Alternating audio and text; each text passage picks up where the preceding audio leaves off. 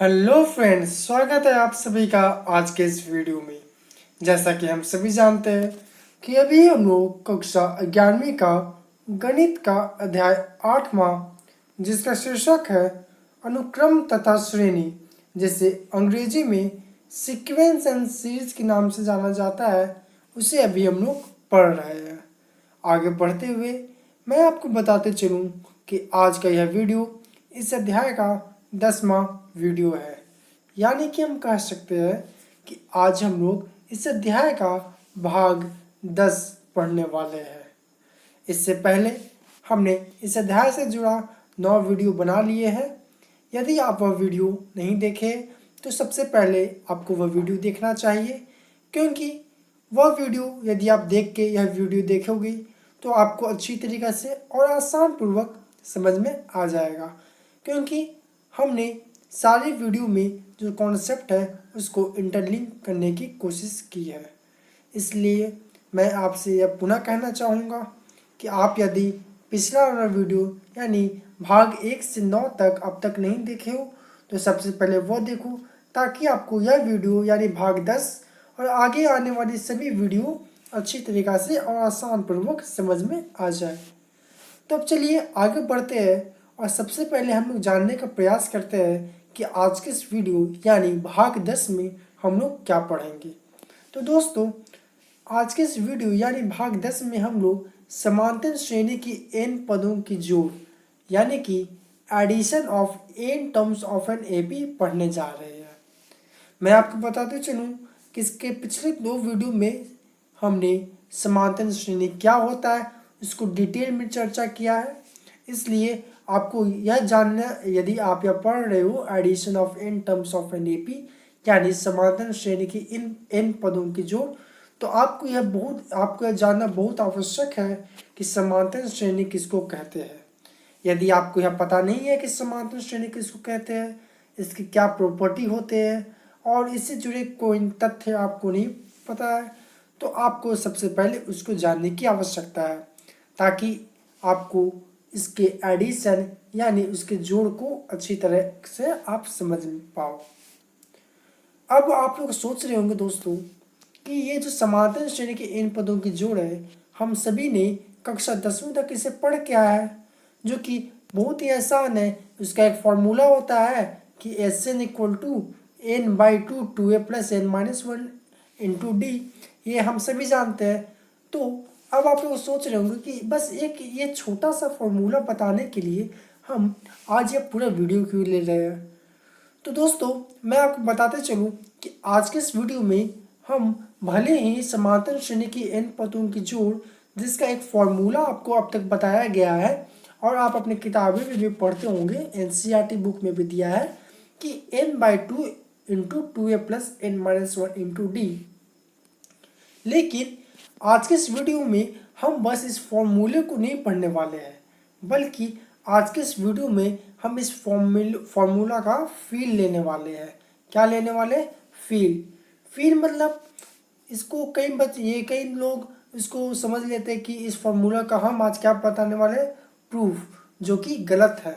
आज हम आपको इस फॉर्मूला का, जो अभी आपने ये पिछले स्लाइड में ये जो फॉर्मूला देखा, उसका प्रूफ नहीं बल्कि उसका आज हम फील देने की प्रयास करेंगे।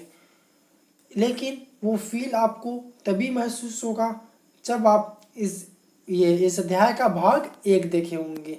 भाग 1 में हमने क्या बताया था? हमने भाग 1 में एक कहानी बताया था, और आज हम लोग उसी कहानी से आज की इस वीडियो को लिंक करेंगे, उसे कॉन्सेप्ट को यहाँ पर यूज करेंगे, ताकि आपको जो s equal to two a plus n two a by plus n minus one into d का ये जो फॉर्मूला था उसका फील आपको अच्छी तरीक़ा से आ सके।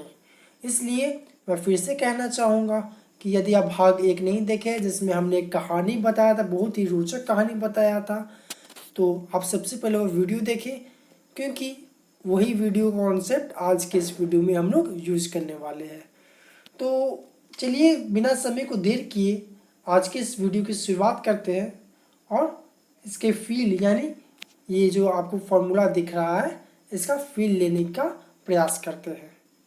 दोस्तों, यदि आप भाग 1 देखे होंगे तो हमने भाग 1 में जाना था कि 1 plus 2 plus 3 plus dot dot dot plus 98 plus 99 plus 100 का सम क्या होता है।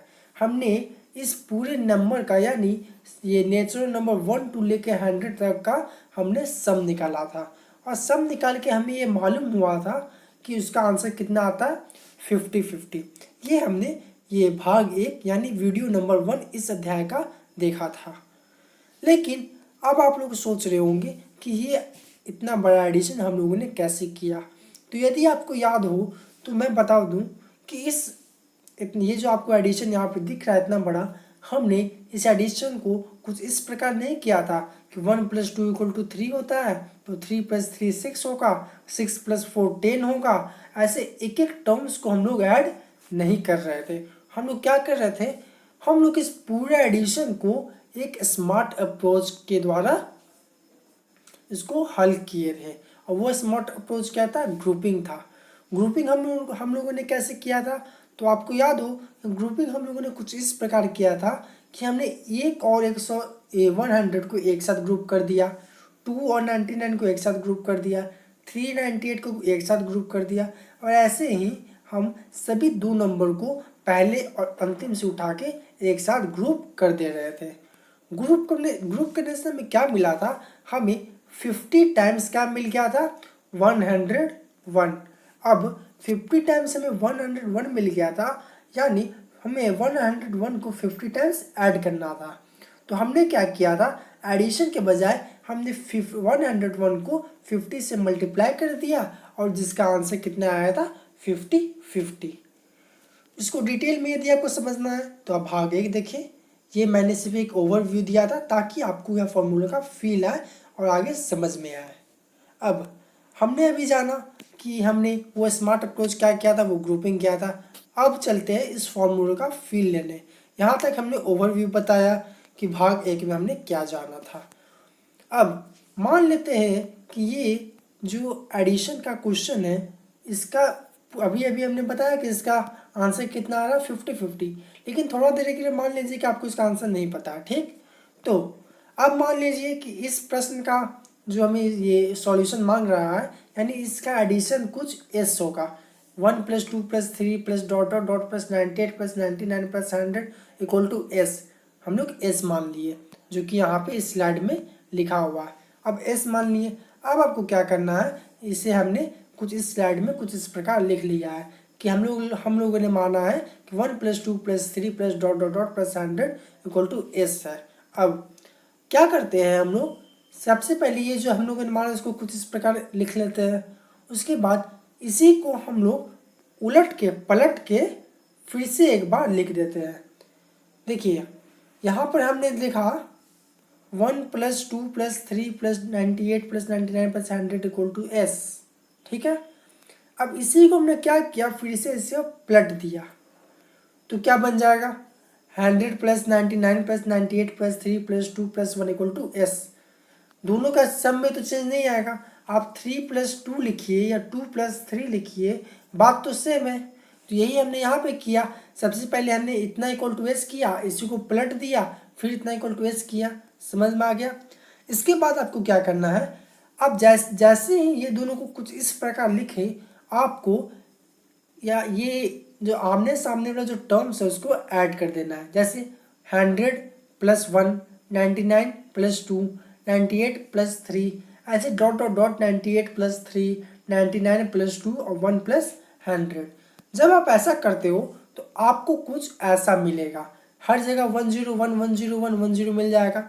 और जो RHS में आएगा वो क्या आ जाएगा, 2s आ जाएगा। वो क्या आ जाएगा, 2s। 2s कैसे आएगा, हम लोगों ने यहाँ पे एडिशन किया, यहाँ पे एडिशन किया, तो इक्वल टू के इस साइड भी तो एडिशन होगा, हाँ होगा। तो s प्लस एस क्या हो जाएगा, 2s। तो यही हमने इस स्लाइड में लिखा है। यहाँ तक समझ में आ गया।